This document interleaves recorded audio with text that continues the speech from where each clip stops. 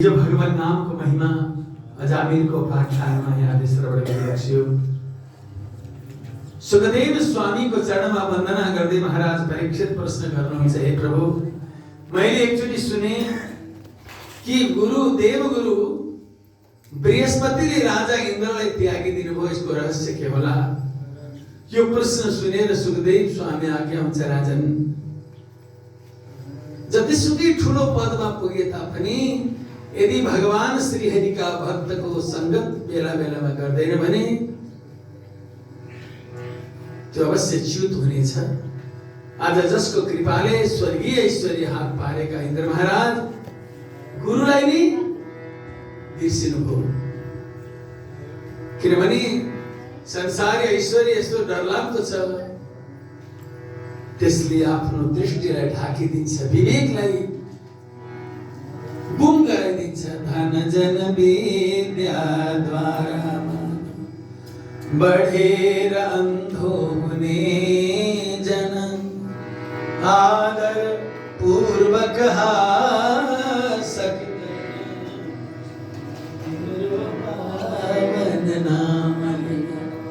त्यसकारण संसारमा जो कुछ प्राप्त हुन्छ त्यसलाई भगवानको कृपा सम्झेर हामीले ग्रहण गर्नुपर्छ।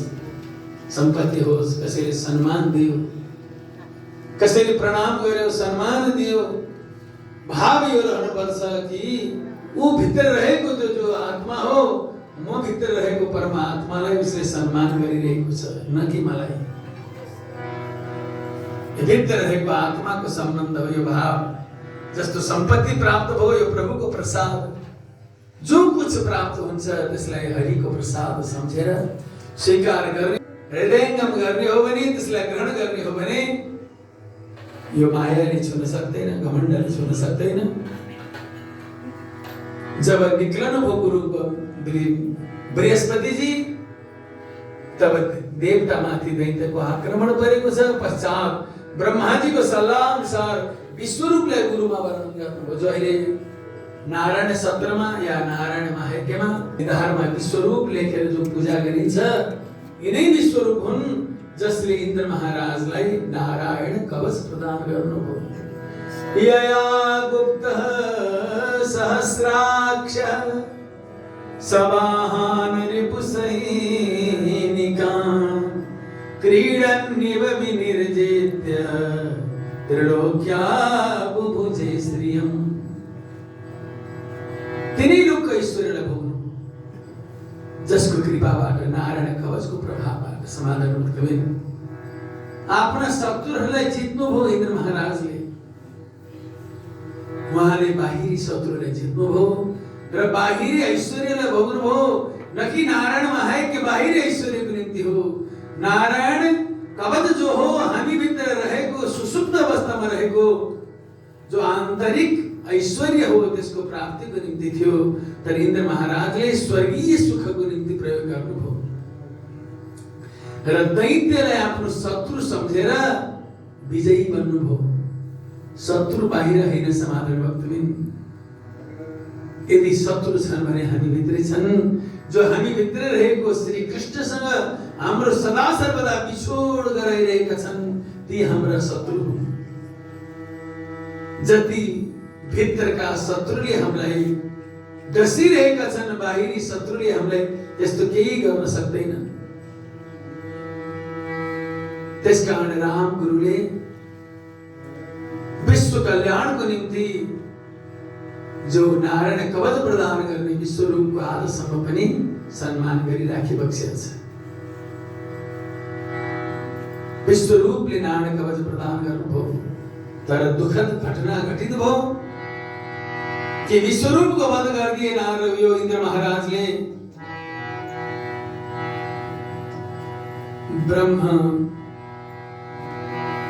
ब्रह्म हत्या लाग्यो समाधान भक्तबिन। तत्पश्चात त्वष्टाले इन्द्रलाई वध गर्ने पुत्र प्राप्तिको निम्ति यज्ञ गरेका थिए। त्यो यज्ञको बीचोबीच वृत्तासुर त्यहाँ प्रकट भए। कृष्णचन्द्र भगवान की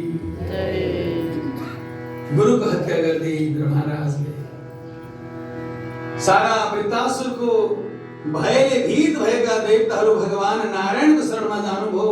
नारायणले भन्नुभयो कि तिमीहरू यदि यो अप्ठ्यारोबाट बच्ने चाहना राख्छौ भने दधीची ऋषिको शरणमा जानु। दधीची ऋषिको शरणमा गएर उनको शरीरमा रहेको जो हड्डी छ त्यसद्वारा वज्र निर्माण गरेर वृतासुर उपर विजयी बन्नु। अरु कुनै उपायले तिमीहरूको विजय सम्भव छैन। अब हेरी बक्से समाधान भक्तबिन, कसैको एउटा कपाल होइन, एउटा नङ होइन, शिरदेखि लिएर पाउसम्मको सम्पूर्ण हड्डी, अब उसको जीवन रहनेवाला छैन। दधीचीसँग प्रार्थना गर्नुभयो, दधीचीले आफ्नो हड्डी प्रदान गर्नुभयो, त्यसैद्वारा वज्र तयार भयो। अब रणमैदानको बीचोबीच दुवै सेनाहरू इकट्ठा भएका छन्। वृतासुरका सेनाहरू वज्रको प्रभावद्वारा भागाभाग हुन लागेको वखत वृतासुरजी महाराज भन्नुहुन्छ, हे मेरा सेना हो, कि त भगवानको भक्तिद्वारा भगवत प्राप्ति हुन सम्भव छ, कि त आफ्नो अस्तित्वको निम्ति लडेर प्राण आहुति दिँदा भगवत प्राप्ति हुनेछ। आज हामी दैत्य हौं, असुर हौं, हामी तमोगुणी हौं, हामीले भगवानको भक्ति गरेर भगवत प्राप्ति हुन सम्भव छैन। त्यसकारणले आफ्नो अस्तित्वको निम्ति हामी लडेर प्राण त्यागौं भनेर प्रेरणा गर्नुभयो। सारा दैत्यहरू असुरहरू फर्केर आए। अब इन्द्र महाराजसँग युद्धको अत्यन्त तयारी अवस्थामा यहाँ रहेका छन्। योगबाट तन त्यागी दिनु हो, योगबाट तन त्यागी दिनु हो, मरनु योधको वीर, मरनु योधको वीर। दुई काछन् मृत्यु जगतमा, दुई काछन् मृत्यु जगतमा, पाइ न सकना छे, पाइ न सकना छे। वृत्र इंद्र को परि लड़ाई,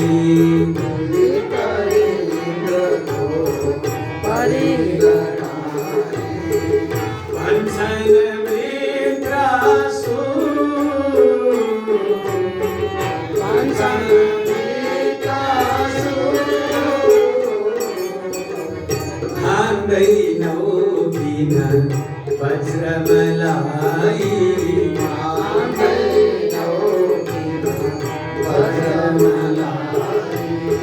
कहाँ छ तिम्रो सुर, कहाँ छ तिम्रो सुर। के तपस्या हेर्न आएका छौ तिमी? रणमैदानमा अरु के काम हुन्छ? किन आएका छौ महाराज? उठाऊ वज्र।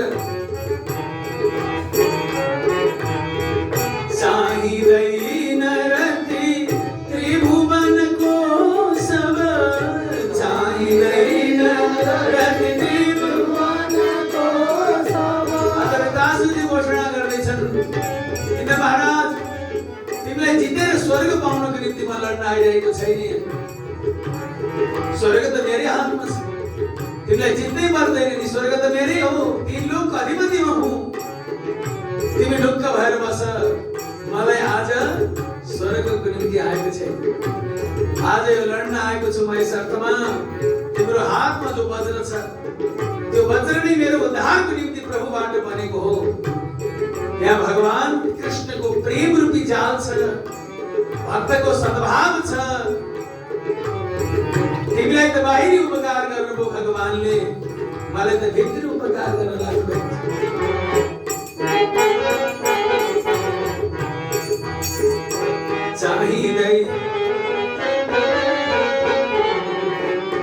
चाहिँदैन रति त्रिभुवनको सब, चाहिँदैन रति त्रिभुवनको सब।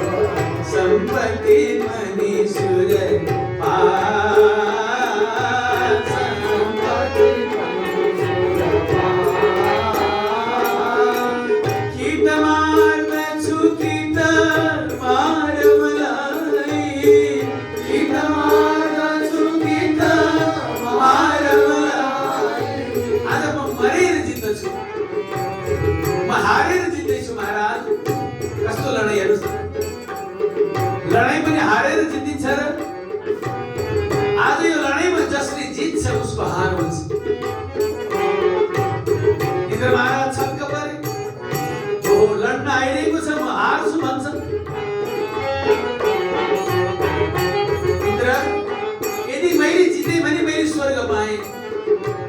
मैले हारे भने मैले शेषको पाउ पाएँ। कुन ठुलो हो? स्वर्गको राज्य ठुलो हो कि भगवान शेषको चरण कमल ठुलो? त्यसकारणले चाँडोभन्दा चाँडो वज्र प्रहार गर। मलाई अत्यन्त हतार भइरहेको छ मेरो प्रभु भेट्नलाई। गीत मार्दछु गीत मारमलाई, मारमलाई पुग्दछु प्रभुको पार, पुग्दछु प्रभुको पार। हाम्रो प्रभु दास स्वजनहरूको, हाम्रो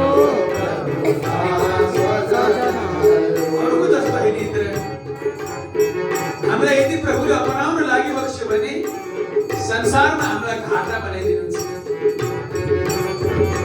हाम्रो सम्पूर्ण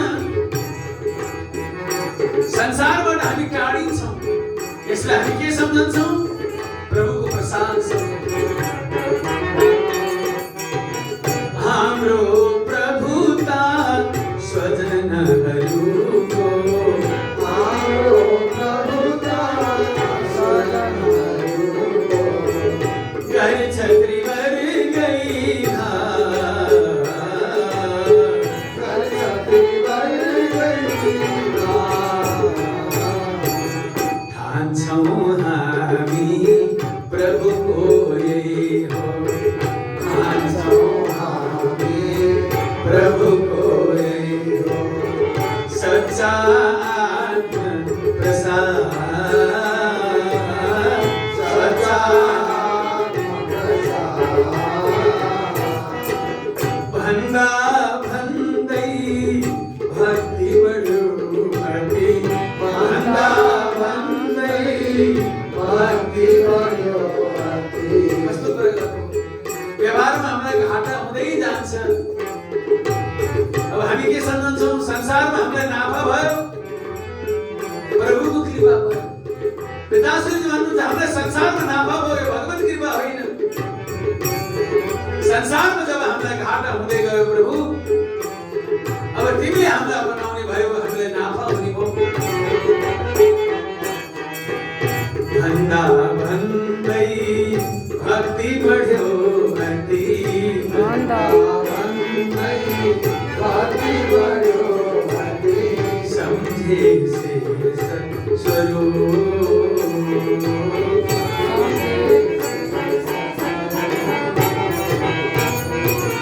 मास्तिर फर्की लागे भन्न, मास्तिर फर्की लागे भन्न। गद गद हुँदै हँसो, गद गद हुँदै हँसो। रण मैदानको बिचो बिच महाभाव हो। भक्ति देवी आउनुभयो त्यही गर्दै गर्दै ज्ञान भक्ति वैराग्यको उत्पत्ति हो रण मैदानको बिचमा। हे प्राण नाथ भगवान, हे प्राण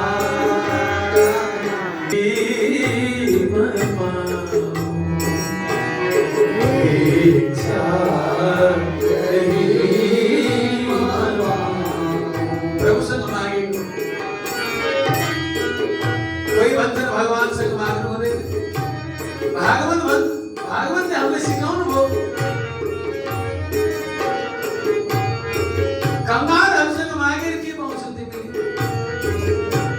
प्रभु नारायण होइ बक्सिन्छन् उसँग माग।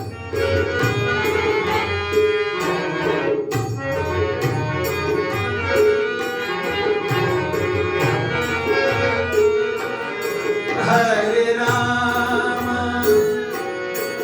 हरे राम, राम राम हरे हरे।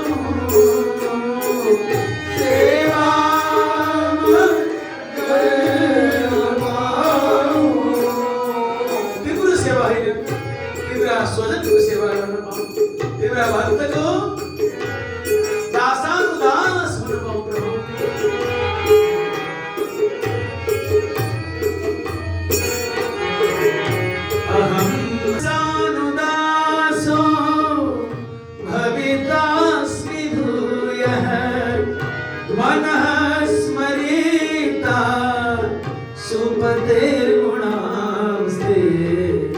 गृहीत वाक् कर्म करोतुकाय ननाक पृष्ठं न च पारमेष्ठं न सार्वभौमं न रसाधिपत्यमेन्द्र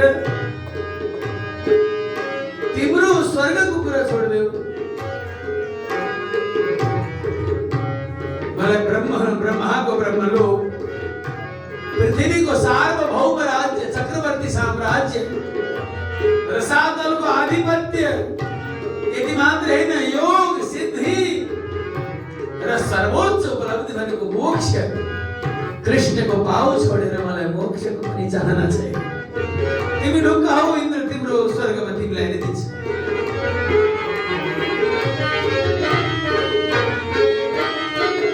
कृष्ण कृष्ण कृष्ण करो कृष्ण कृष्ण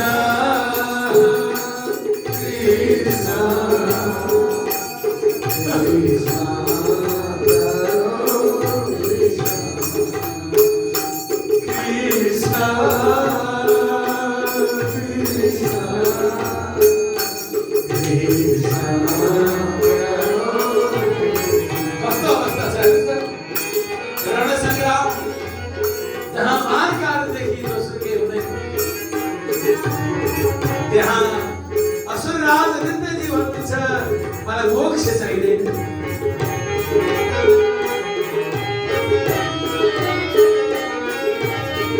प्रभु मलाई यस्तो बनाइदेऊ त्यो गुरुको बच्चा जस्तो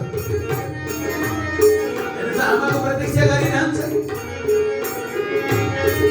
त्यो बच्चालाई आमा बाहेक दोस्रो कुनै कसैको प्रतीक्षा छैन जसरी मलाई पनि त्यस्तै बनाइदेऊ अखण्ड तिम्रो प्रतीक्षा गरिरहन पाऊ